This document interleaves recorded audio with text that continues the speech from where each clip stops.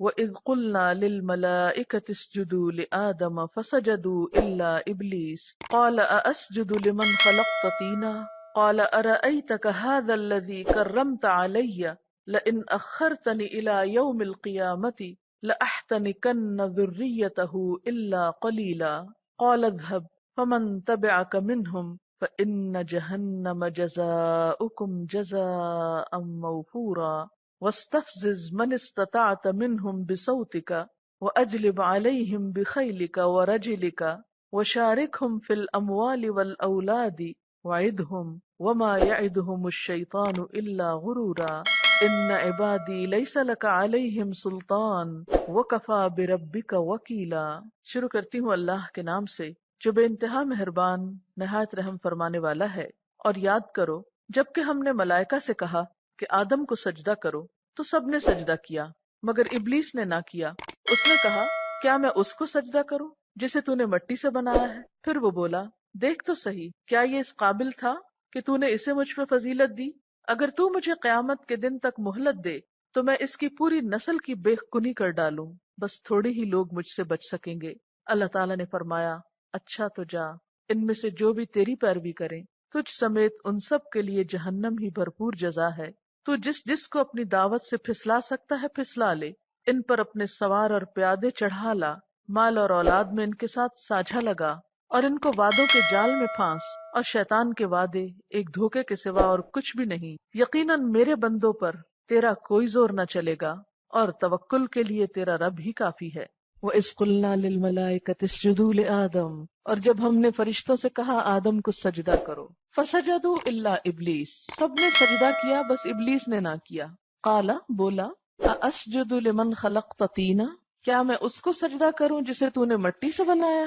تکبر میں مبتلا ہو گیا۔ قَالَ، شیطان بولا، أَرَأَيْتَكَ، کیا تو نے دیکھا، هَذَا الَّذِي كَرَّمْتَ عَلَيَّ، یہ جسے تو نے مجھ پہ فضیلت دی، یعنی یہ انسان، لَئِنْ أَخَّرْتَنِ إِلَى يَوْمِ الْقِيَامَةِ، اگر تو نے مجھے مہلت دے دی قیامت کے دن تک تو میں کیا کروں گا، لَأَحْتَنِكَنَّ ذُرِّيَّتَهُ إِلَّا قَلِيلًا، میں ضرور قابو میں کر لوں گا اس کی اولاد کو مگر تھوڑے سے، مگر بہت تھوڑے بچے، اس آدم کے بچوں کو ہی پکڑ لوں گا۔ اور آپ کو پتا ہے کہ جب بچے کی ولادت قریب ہوتی ہے تو شیطان پاس آ کے کھڑا ہو جاتا ہے کہ جو ہی سامنے آئے اس کو چھوں، اور یہ جو بچہ روتا ہے نا، اس کی وجہ حدیث میں یہ بتائے گی کہ شیطان اس کو ٹھونگا مارتا ہے۔ ڈاکٹرز جو کہتے ہیں کہتے رہیں، لیکن حدیث میں جو بتایا گیا وہ یہی ہے کہ شیطان اس کو آ کے تکلیف دیتا ہے، اس وقت سے پیچھے پڑ جاتا ہے انسان کے۔ اسی لیے والدہ کو، جس کسی کی بھی ڈیلیوری ہونی، ان سب کو میں پہلے سے نصیحت کری کہ اس وقت کثرت سے آیت الکرسی پڑھیں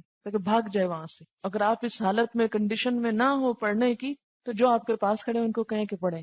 تو بہرحال کہتے کہ اس کے بچوں کو، ذریت کو، لَأَحْتَنِكَنَّ، البتہ ضرور قابو میں کر لوں گا، کھا جاؤں گا، ذُرِّيَّتَهُ، اس کی اولاد کو، اس کے بچوں کو، الا قلیلا، مگر بہت تھوڑے، بہت کم۔ یہ لفظ جو احتنکنا ہے یہ بہت جامع لفظ ہے۔ ہا نون کاف، حنکا، حنکا اور حنکا کا لفظی معنی ہوتا ہے کسی چیز کو چبا کر نرم کرنا، اور چبا کر نرم کسی چیز کو کس لیے کیا جاتا ہے؟ تاکہ اس کو نگلا جا سکے۔ کسی سخت چیز کو آپ نگل نہیں سکتے، تو پہلے آپ اس کو کیا کرتے ہیں؟ چباتے ہیں، نرم کرتے ہیں، پھر اندر لے جاتے ہیں۔ شیطان نے بھی کیا کہا کہ میں کیا کروں گا، اس کو کھا جاؤں گا۔ اب یہ کھانا محاورتی معنی ہے، لفظی معنی نہیں ہے۔ اسی طرح تحنیک کہتے ہیں نا، گھٹی کو، گھٹی نہیں دیتے بچوں کو، اس کو تحنیک بولتے ہیں۔ اور پھر ہونے کا اور ہن کا سبھی بچے کو مہذب بنانا۔ احتناک ہوتا ہے کسی چیز کو پورے کا پورا لے لینا۔ اچھا، آپ نے گھٹی کے بارے میں بھی سنا ہوگا، جب بچہ پیدا ہوتا ہے تو اس کو گھٹی دی جاتی ہے۔ نبی صلی اللہ علیہ وسلم کے پاس بچے لائے جاتے تھے، آپ کھجور کو چبا کر نرم کر کے تو ان کے تالو میں لگاتے تھے، چٹاتے تھے۔ اور اس کا بھی کہا جاتا ہے کہ جو شخص گھٹی دیتا ہے اس کے اثرات ہوتے ہیں بچے کے اوپر۔ ہوتا یہ کہ بچہ بالکل ایک ان ٹچ نئی چیز ہوتا ہے نا، تو جو پہلے ہاتھ اس کو لگتے ہیں، جو اس کے زبان کے اندر یا جسم کے اندر انسان کے انگوٹھے سے یا انگلی سے جو ریز جاتی ہیں، وہ اس کی شخصیت پہ اثر انداز ہوتی. اسی لیے کہتے ہیں کہ نیک شخص سے ہمیشہ یا اچھے خصلت انسان سے پہلا ہاتھ لگوانا چاہیے تاکہ اچھائی جذب ہو انسان کے اندر. اس نے کیا کہا شیطان نے کہ میں اس کو گھٹی دے دوں گا، پیدا ہوتے ہی اپنے ہاتھ لگا دوں گا. یعنی یہ لفظی تفسیر ہے، اب لفظی پہ مت جائیں، یہ صرف میں اس کی گہرائی تک پہنچنے کے لیے آپ کو یہ بات کر رہی ہوں کہ اتنے تو شاید انتظار میں آپ کے ماں باپ بھی نہ تھے جتنا شیطان تھا. آپ کے ماں باپ نے کوئی پلاننگ نہیں کی ہوگی کہ بچہ آئے گا پہلے اس کے ساتھ کیا کریں گے ہم، کوئی نہیں سوچ کے رکھتا. یہ کپڑے ان کے بنانے خریدنے وہ شوق ہوتے ہیں لوگوں کو، وہ ڈھیروں ڈھیر مال اکٹھا کر لیتے ہیں. لیکن کوئی ماں کم ہی پڑتی ہے کہ دینی اعتبار سے بچے کی پیدائش کے بعد مجھے اس کے ساتھ کیا کرنا ہے، اسلام کیا بتاتا ہے کہ پیدا ہونے کے فوراً بعد اس کے ساتھ کیا کیا معاملہ کیا جائے. ضرورت ہی نہیں، شیطان کے حوالے کیا ہوا ہے. اب آپ خود سوچیں کہ ہمارا دشمن اتنا ہوشیار ہے کہ وہ اپنے ساتھ ملانے کے لیے کھڑا ہے وہاں. پہلے اس کو میں لے لوں گا، میں اپنا بنا لوں گا. جاتا ہے کہاں؟ ہمیں ہے کسی کو اللہ کا بنانے یا اپنا اس لیے بنانے کی فکر کہ اس کو اللہ کی طرف لے چلنا ہے. ایک ایک پہ نظر رکھے ہوئے، اور میں اگر مجھے مہلت مل گئی نا تو میں اپنے قابو میں کر لوں گا، اپنا بنا لوں. اسی طرح احتنک الفرس، فرس کہتے ہیں گھوڑے کو، گھوڑے کے منہ میں رسی لگانے کے لیے استعمال ہوتا ہے. کبھی آپ ٹانگے پہ بیٹھے ہوں تو اس کی جو باگیں لگائی جاتی یعنی لگام جو لگائی جاتی، یعنی میں اس کو لگام دوں گا. اچھا، جب لگام کسی چیز کی ہاتھ میں آ جائے، گھوڑے کی لگام جب گھوڑا چلانے والے کے ہاتھ میں آ جائے تو پھر کیا ہوتا ہے؟ وہ اس کو پوری طرح اپنے قابو میں کر لیتا ہے، پوری طرح اپنے قبضے میں کر لیتا ہے. جدھر چاہتا ہے اس کو موڑتا ہے، جدھر چاہتا ہے اسے جانے سے روک لیتا ہے. تو کہتے ہیں کہ میں اس کی اولاد کو لگام لگا لوں گا. ایک معنی اس کا یہ ہو گیا. احتناکا کا ایک مطلب ہوتا ہے کھا کر صاف کر دینا، کھا کر صاف کر دینا. تو اسی لیے اس کا میں نے ترجمہ کیا تھا کہ میں اس کو کھا جاؤں گا. اب شیطان کا یہ کہنا کہ میں اس کو پورا قابو کر لوں گا، کھا جاؤں گا، لگام دے دوں گا، اور احتناک کسی چیز کو پورے کا پورا لے لینے کو بھی کہتے ہیں کہ میں اسے پورے کا پورا لے لوں گا، اپنے قبضے میں کر لوں گا. اور پھر ذریتہ کا لفظ آیا ہے. ذریت چھوٹے بچوں کو بھی کہتے ہیں کہ پیدائش کے وقت ہی شیطان پیدا ہوتے ہی بچے کو تکلیف دیتا ہے. اور یہ حدیث میں بھی آتا ہے، نبی صلی اللہ علیہ وسلم نے فرمایا ہر انسان کو جب اس کی ماں جنتی ہے شیطان تکلیف پہنچاتا ہے مگر مریم اور اس کا بیٹا اس سے محفوظ رہے. صحیح بخاری میں ہے جب کوئی انسان پیدا ہوتا ہے شیطان اس کے دونوں پہلوؤں میں انگلی چبوتا ہے. عیسیٰ ابن مریم اس سے محفوظ رہے. شیطان ان کو چبھونے گیا تو پردے میں چبھو دیا، یعنی اللہ تعالیٰ نے ایک پردہ حائل کر دیا شیطان اور ان کے درمیان. بخاری ہی میں ہے شیطان ہر بنی آدم کو اس کی پیدائش کے وقت تکلیف دیتا ہے جس سے بچہ چیخ اٹھتا ہے مگر مریم اور اس کا بیٹا اس سے محفوظ رہے. وہ کیوں محفوظ رہے؟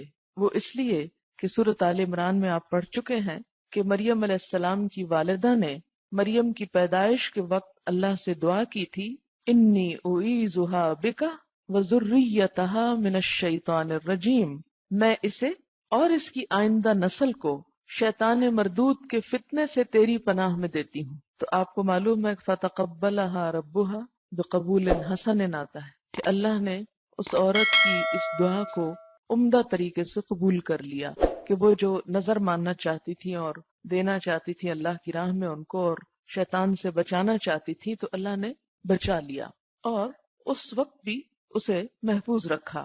عمار بن یاسر بھی انہی لوگوں میں سے ہیں جنہیں اللہ نے محفوظ رکھا تھا. چنانچہ صحیح بخاری میں ہے کہ ابو درداء نے کہا کیا تم لوگوں میں کوئی ایسا شخص ہے جس کو اللہ نے اپنے نبی کی دعا سے شیطان سے محفوظ رکھا ہو؟ مغیرہ نے جواب دیا جس کو اللہ نے اپنے نبی کی دعا سے شیطان سے محفوظ رکھا وہ عمار ہے.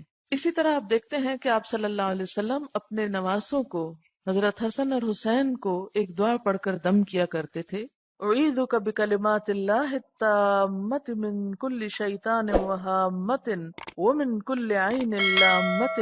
تو آپ صلی اللہ علیہ وسلم بچوں کے لیے بھی ایسی دعا پڑھتے تھے جب بچے خود نہ پڑھ سکتے ہوں، ایسا دم کرتے تھے ان پر کہ وہ شیطان کے شر سے محفوظ رہیں. تو اس میں بھی من شر کل شیطان، کیونکہ عموماً جب ہم دیکھتے ہیں کہ بچہ کوئی غلط کام کر رہا ہے تو ہم کہتے ہیں یہ تو بچہ ہے، معصوم ہے، لیکن بات یہ ہے کہ شیطان ان معصوموں کو بھی نہیں چھوڑتا۔ آپ خود تجربہ کریں گے کہ بچہ جب چھوٹا ہوتا ہے، آپ نماز شروع کریں اور بچہ رونا شروع کر دیتا ہے، خصوصاً مغرب کی نماز، وقت بہت کم ہوتا ہے۔ میں نے اس چیز کا ذاتی طور پر تجربہ کیا۔ ایک تو اس کی وجہ یہ بھی ہوتی ہے کہ اس وقت اندھیرا ہو رہا ہوتا ہے اور بچے کے لیے گھبراہٹ کا وقت ہوتا ہے، لیکن اس کے ساتھ ہی نبی صلی اللہ علیہ وسلم نے یہ بھی فرمایا کہ جب شام کا اندھیرا پھیلنے لگے تو اپنے بچوں کو گھروں میں سمیٹ کر دروازے وغیرہ بند رکھو، یعنی انہیں باہر نہ نکلنے دو، کیونکہ اس وقت زمین پر جنات پھیل جاتے ہیں اور بچے ڈرتے بھی ہیں، اور خصوصی طور پر آپ دیکھیں گے کہ اس وقت نماز میں بڑی رکاوٹ ڈالتے ہیں۔ اور پریشانی کا عالم یہ ہوتا ہے کہ مغرب کی نماز میں آپ 15 منٹ 20 منٹ آدھا گھنٹہ انتظار نہیں کر سکتے، اور نمازوں میں تو یہ ہوتا ہے کہ اگر کوئی بچہ رو رہا ہے تو آپ اسے بہلاتے بہلاتے وقت آگے کر سکتے ہیں۔ اسی لیے آپ دیکھیں کہ ماں کو یہ اجازت دی گئی کہ وہ نماز کی حالت میں بھی بچے کو اٹھا لے، اور اگرچہ نماز میں عمل کثیر جو ہے وہ منع ہے کہ ایسی حرکت نہ کی جائے کہ جو ہلنا جلنا اور کوئی کام، اس سے نماز فاسد ہوتی ہے، لیکن بچے کے لیے ماں کو اجازت دی گئی۔ اور شاید اس لیے کہ اگر وہ اکیلا پڑا ہوگا تو شیطان مستقل اس کو ستائے گا اور وہ روئے گا، اور اگر ماں اٹھا لے گی اور ساتھ نماز پڑھ رہی ہے تو شیطان جو ہے اللہ کے ذکر کی جگہ سے بھاگنے لگتا ہے، تو وہ اس سے محفوظ رہے گا۔ تو ایک تو یہ ہے کہ شیطان ایسا کھلا دشمن ہے کہ وہ پیدا ہوتے ہی پیچھے پڑ جاتا ہے۔ ہم تو اذان بعد میں دیتے ہیں نا اس کے کان میں، اس کا بھی حکمت اور فلسفہ کیا ہے اذان کا بچے کے کان میں؟ آپ کو معلوم ہوگا صحیح بخاری میں آتا ہے کہ جب اذان ہوتی ہے تو شیطان بھاگنا شروع کر دیتا، اور اتنی دور بھاگتا ہے کہ جہاں اس کے کان میں آواز نہ پڑے، یعنی جہاں اسے آواز نہیں آتی وہاں تک چلا جاتا ہے۔ تو اذان کی آواز ایسی ہے کہ جس سے شیطان گھبرا اٹھتا ہے۔ اب ایک بچہ جو پیدا ہونے کے بعد شیطان کے اثر اور انگلی چبھونے اور تنگ کرنے سے رو رہا ہے، تو اس کا ازالہ کس طرح ہوگا، پھر اس کا اتار کس طرح ہوگا، یا اس کا اینٹیڈوٹ کہنا چاہیے کس طرح ہوگا؟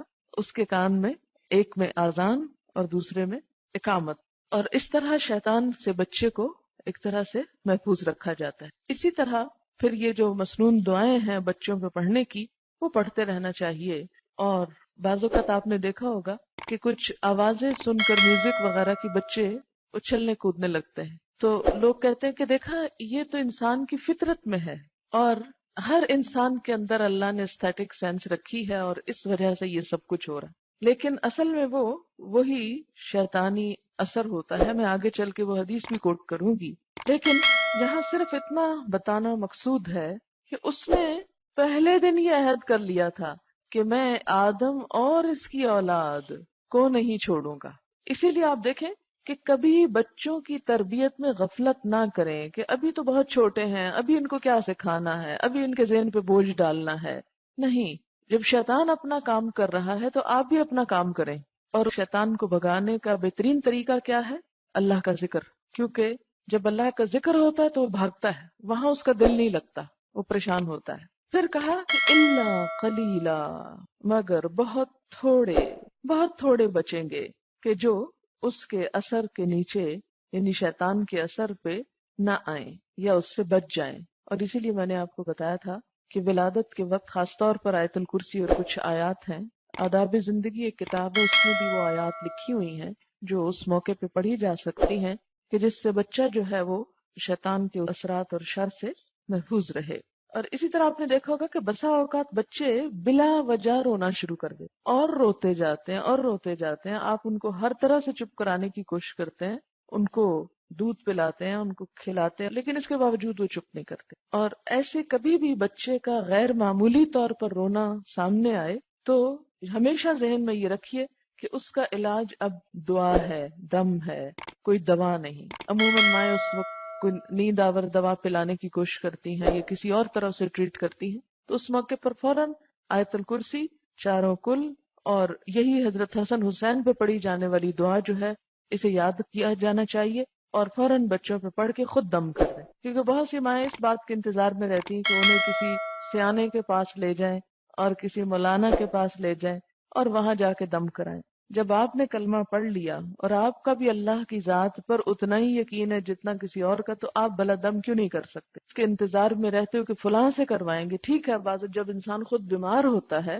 تو بعض اوقات وہ اس قوت یا اس سارے طریقے سے نہیں پڑھ سکتا. مثلا جب میری اپنی طبیعت بہت خراب ہوتی ہے تو میں آیت الکرسی پڑھنا شروع پڑھتی ہوں، پھر بیچ میں بھول جاتی ہوں، بیچ میں رک جاتی ہوں، پھر بعض اوقات ایک چیز تین چار دفعہ پڑھنے پر بھی پوری نہیں کر پاتی، ایک دم غنودگی آ جاتی. ایسی جب کیفیات ہوں کہ جب انسان وہ پورا کر ہی نہ پائے تو پھر اس کو واقعی ضرورت ہوتی ہے کہ کوئی بھی اور جو اس کے آس پاس ہے وہ پڑھ کر اس کو دم کر دے. تو اسی طرح بچوں کے اوپر آپ خود کر لیں، کیونکہ بچہ رو رہا ہے نا، اور اس وقت آپ تو نہیں بیمار. اور ویسے بھی روٹین میں صبح شام جب آپ وہ دعائیں پڑھیں گے، مسنون اذکار کریں گے، تو پھر اللہ کی طرف سے آپ کو ایک حفاظت حاصل رہے گی. اور ایک اور چیز یاد رکھیے کہ جب آپ دین کا کام کرنے لگیں گے، جب آپ اللہ کے راستے میں نکلیں گے، تو اس وقت شیطان سب سے زیادہ آپ کے پیچھے پڑ جائے کہ اب یہ شخص میرے لیے خطرہ ہے، خطرہ عظیم ہے.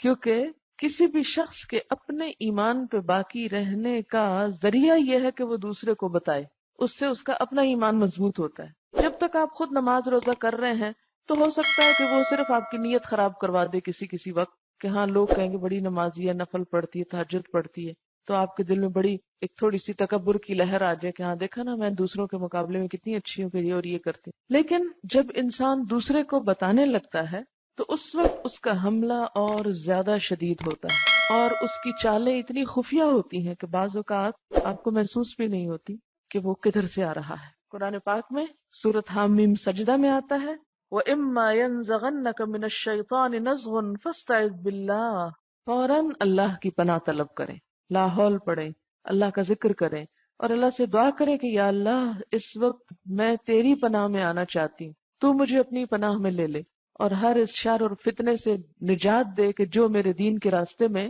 رکاوٹ بننے والا ہے. اور یہ توفیق بھی ہر ایک کو نہیں ہوتی کہ اس کو پتہ چل جائے. یہ توفیق کس کو ہوتی ہے؟ اللہ کے خاص بندے جب شیطان ان پہ حملہ آور ہوتا ہے، اذا مسہم طائف من الشیطان تذکروا فاذا هم مبصرون، کہ جب شیطان کا کوئی خیال، کوئی حربہ ان پہ آتا ہے، تذکروا تو ہوش میں آ جاتے ہیں. یہ شیطانی کام ہے، کیونکہ شیطان ہمیں یہ سوچنے بھی نہیں دینا چاہتا کہ ہم اس کو کسی وقت بلیم ہی کریں، نام بھی لیں. کیونکہ بہت سارے لوگوں نے اس طرح کی حجتیں نکالی ہوئی ہیں، کارے بد خود کرے اور لعنت پڑے شیطان کو. شیطان نے ایسے شعر بھی ہم سے نکلوا دیے ہیں کہ ہم کام تو خود غلط کرتے ہیں اور ہر وقت شیطان کو برا کہتے ہیں، تو اس کو برا کہنے کی بجائے اپنے آپ کو دیکھو. تو ٹھیک ہے اپنے آپ کو بھی دیکھنا چاہیے، لیکن اس کے وسوسے اور اس کی چالوں سے بھی آگاہ رہنا چاہیے، کیونکہ اللہ تعالیٰ نے اس کو ہمارا دشمن کہا ہے، اور دشمن بھی صرف دشمن نہیں، عدو مبینہ کہا ہے، دشمن کھلم کھلا.